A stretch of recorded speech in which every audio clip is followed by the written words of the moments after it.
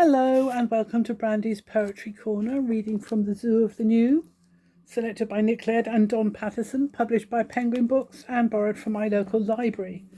This poem is called Shame, which is what it's about. In my life, it would appear to me that shame is something that, while we all feel ashamed from time to time, we need to deal with, but then so many people don't, and the shame just sort of lives with you, or you live with it, which I think is sort of the way it is in this poem. So this is called Shame. It's by Richard Wilbur. Shame by Richard Wilbur. It is a cramped little state with no foreign policy, save to be thought inoffensive. The grammar of the language has never been fathomed, owing to the national habit of allowing each sentence to trail off in confusion.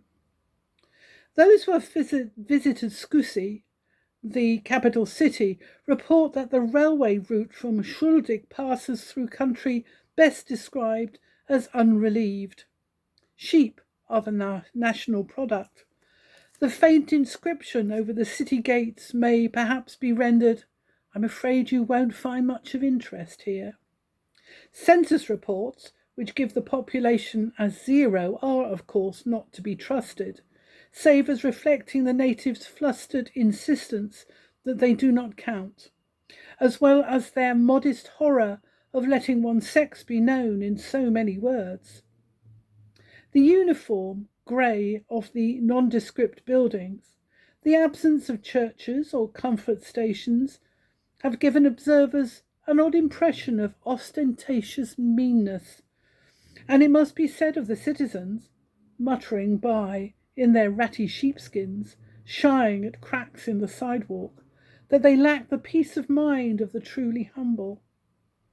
The tenor of life is careful, even in the stiff, unsmiling carelessness of the border guards and douaniers, who admit, whenever they can, not merely the usual cartloads of deodorant, but gypsies, G-strings, hashish, and contraband pigments.